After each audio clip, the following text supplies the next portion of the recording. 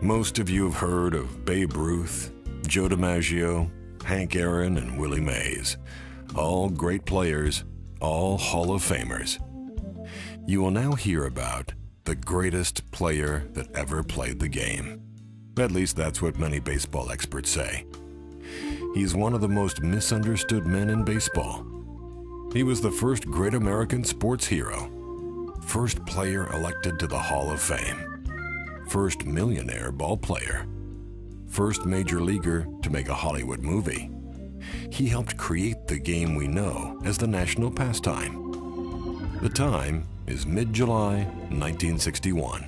The location, Atlanta, Georgia. It is a hot, humid evening. The gentleman is in his hotel suite, reminiscing about his life with a sports reporter from the Atlanta Journal, who questions him and takes notes. His name is Tyrus Raymond, the Georgia Peach, Cobb.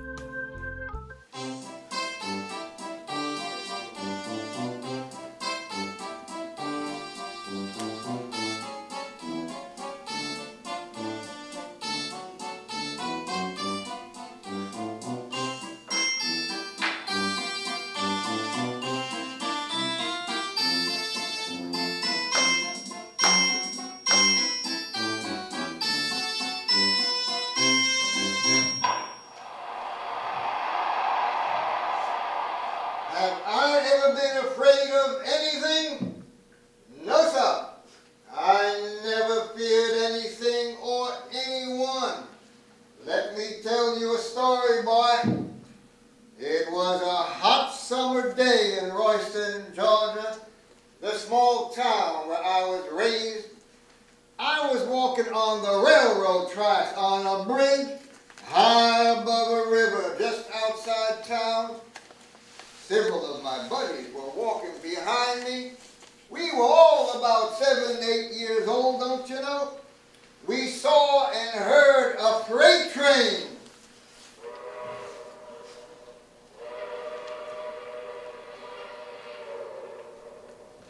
Roaring down the tracks, coming at us at about 100 miles an hour. My buddies jumped off the tracks, but I stayed on the tracks, staring that train down. When it got close, I could see the engineer's eyes bulging. At the last second, I leaped off the bridge into the river below. Like I said, boy, I never feared anything or anyone. My daddy advised me to place myself on the side of right, be humble, and fear no man. That's how I live my life. Of course, it is mighty difficult to be humble when you were as great as I was. I was a peach-fuzzed young lad of 17 when I asked my daddy for his blessings so I could play professional baseball with the Augusta Tourists in the newly formed South Atlantic League, better known as the Sally League. He was very reluctant. I don't like the idea, Ty. I'd like you to be a doctor, a lawyer, an engineer, or military man, or even a politician like me. Most ball players are drunkards, gamblers, liars, uneducated louts, and womanizers, he said. But Daddy, I love playing baseball. I'm real good at it, Daddy. I'm going to make you proud of me. I must have had some tears in my eyes, because the next thing I heard him say was, "Oh, the hell with it! Don't play baseball, son, and get it out of your system. But don't come home a failure, boy.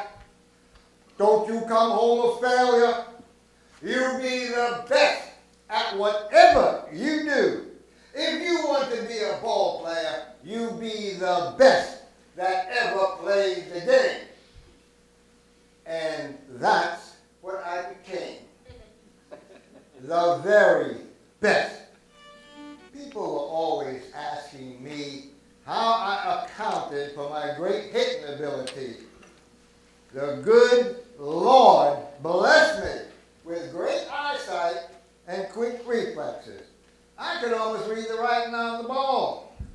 I had confidence, determination, and a strong work ethic that drove me to success. Some people confuse my confidence with arrogance.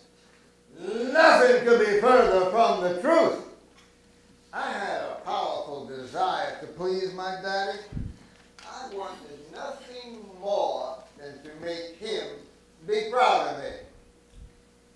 My manager, coaches, and teammates didn't like the way I held my back, hands way apart.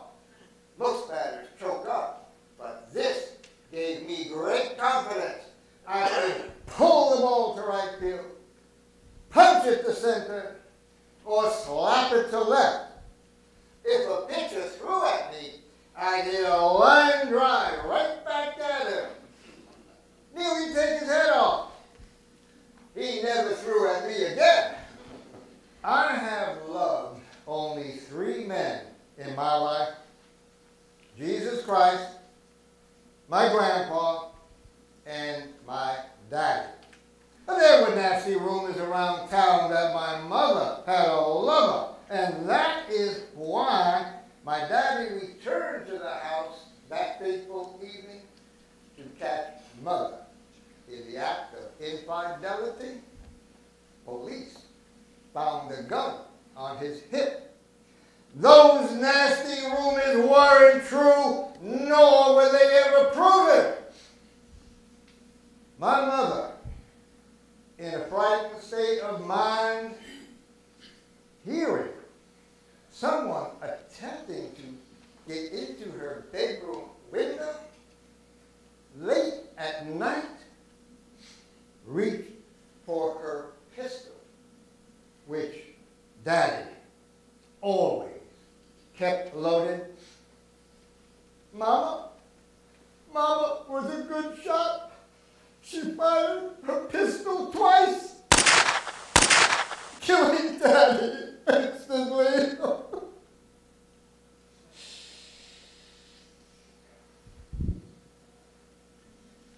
3 days later, I returned to Augusta and got hits in my first 2 at-bats. This shows you the kind of concentration I had. I looked up at heaven and said, "These are for you, Daddy. These hits are for you." 7 months went by before my mother went to trial for killing my daddy. She was charged with second-degree murder. The thought of my dear, sweet mama going to prison for the rest of her life was terrifying to me. I sat by her side during the entire trial, holding her soft, sweet hand. Despite the state prosecutor's attempt to find my mother guilty, she was acquitted by an all-male jury. Thank God Almighty! Mama passed away in 1936. God bless